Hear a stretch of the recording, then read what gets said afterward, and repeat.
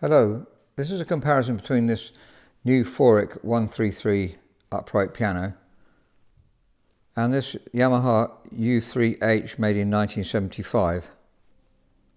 First of all, we'll look at the touch weight, which is so important to musicians, and that's 49 grams and going down. So I found that putting this on all the keys, we got about 47 to 50 grams. These are slightly heavier. That one's 50 grams. And just going down, so 47 to 50 is as accurate as you'll get, I think, for any modern piano. That's again 50 grams, and further up we're going to find it slightly lighter, as it should be. There we are. That's quite a lot lighter. You can take those 4 off probably, and yes, going out at 48 grams. So that's 2, so that's 48 grams. And down in the bass, slightly heavier, that's 50 grams, and just about to go down, maybe 50, no, it's 50 grams.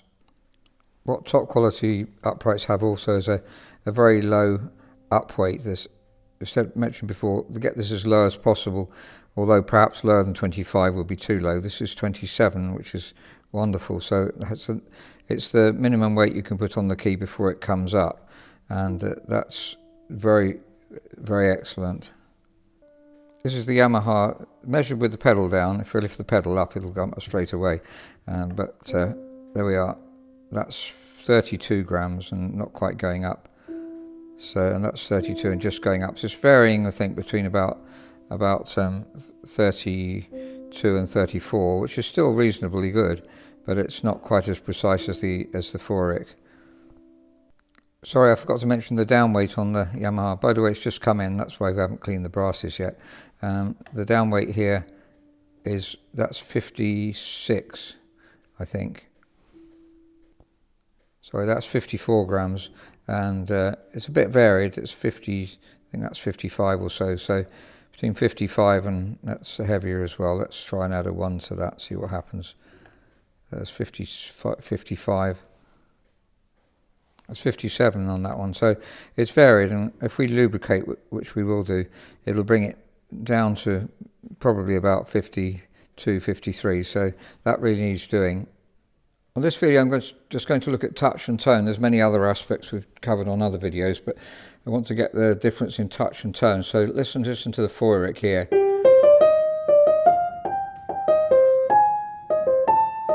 That's the singing area.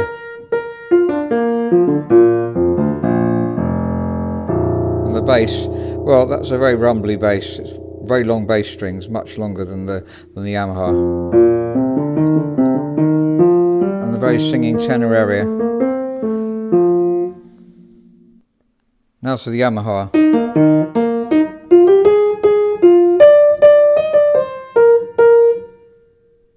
And the Feurich.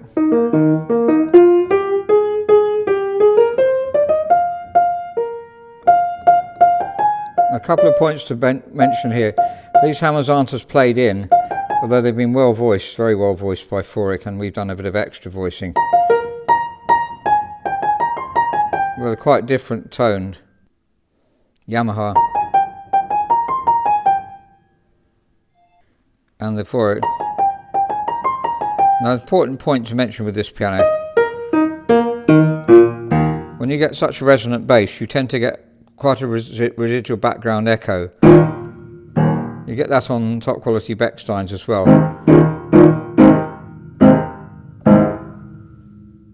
There's still a residual echo on the Yamaha.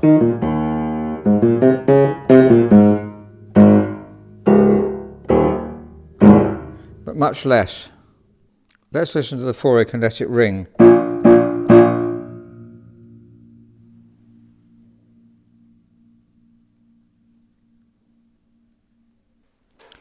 Now the Yamaha. It's just about died off now. And the Feurich.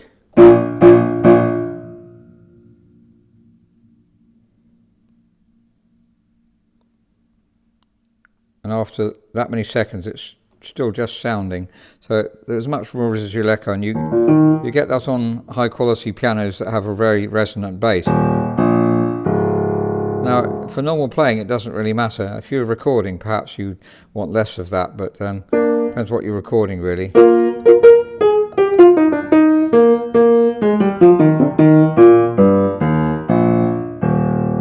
obviously the sound is much bigger, the angle of the strings is much greater.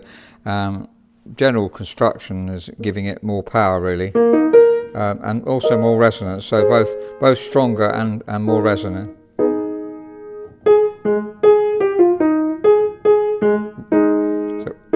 So we haven't tuned this piano since it came in, so your tuner, I'm sure you noticed that beating a bit too fast, and certainly that one.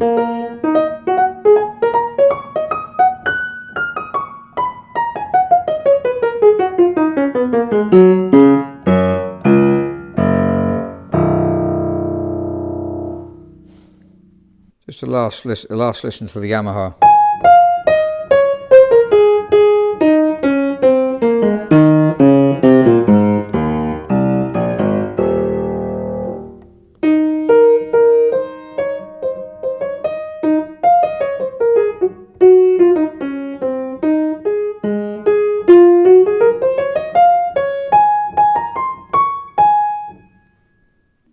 And the Feurich.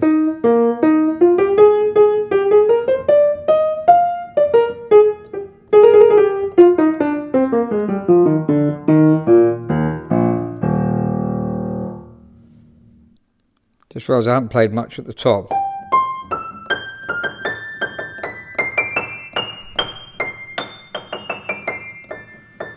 This is the new Feurich.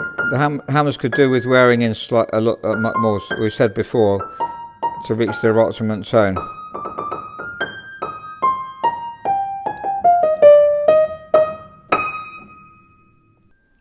And the Yamaha.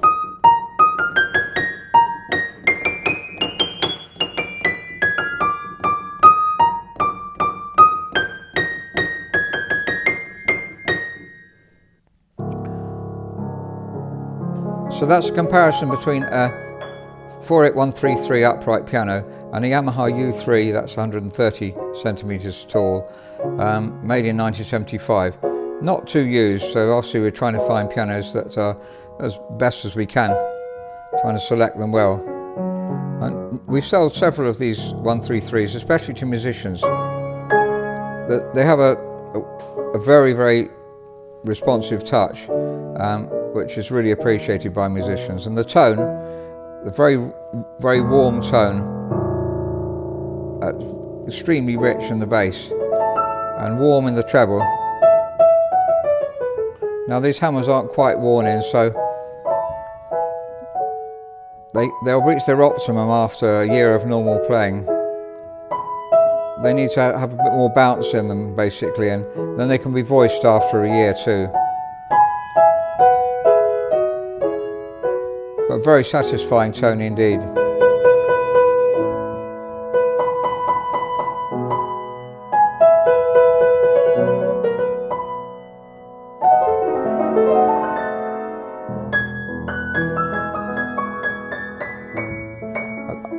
The hammer's not being worn in shows most in the top area. Of course we've voiced the piano, Feurich's voiced the piano. We'll be voicing it again before it goes out.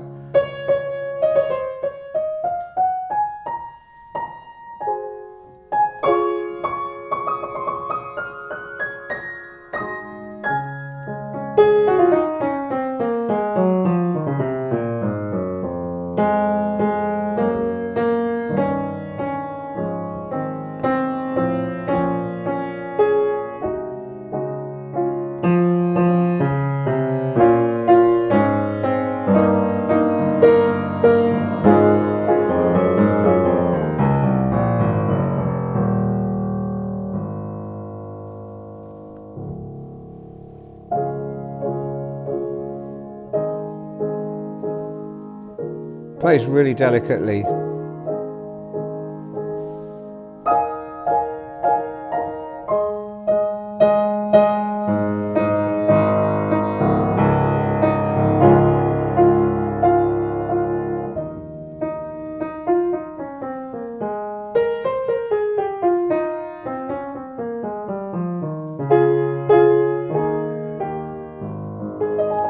Let's compare that with the Yamaha. So this is the U3 1975. Did mention that it's just come in, so apologies for the cosmetics. But in fact, we're doing this video for someone who's interested in choosing between them and is not worried about the cosmetics. Obviously, if you've got less work to do, that might make the piano a bit more economical. But normally we polish up the brasses and try and get the outside as perfect as possible. I've contrasted this with a piano which is already perfected as much as possible, which I have a video as well. I'll leave attached to the listing of this piano.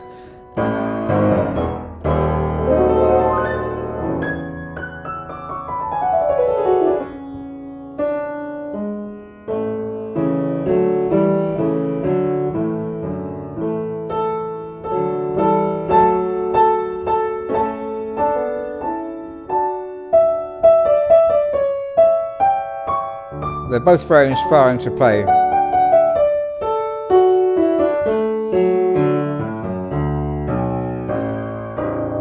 For a U3, this has got a very rich bass, but obviously it's not got so long strings and not quite as much character as I feel that the Japanese pianos are very reliable and a sort of, let's say, a very consistent tone. Perhaps if I play the same phrase on both pianos, you'll get the idea. We did mention the resonance of the piano, the after resonance as it were, on the Feurich being stronger, but when you're actually playing the piano it doesn't worry you at all. If you were recording it, that might be an important factor.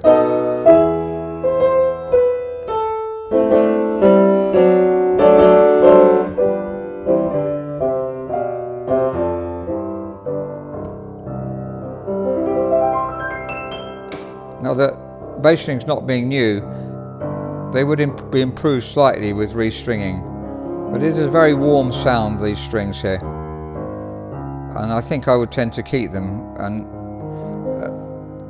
bearing in mind that the tone is perhaps 85% of what it was originally, but it's very warm.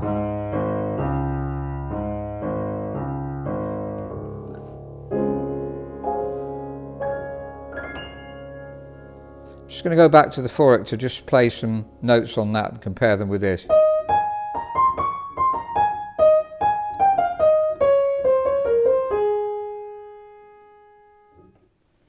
So here's the Feurich.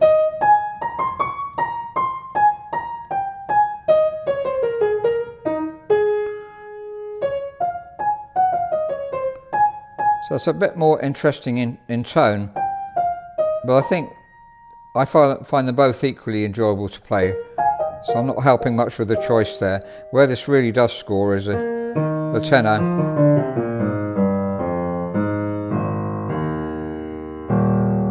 And the bass.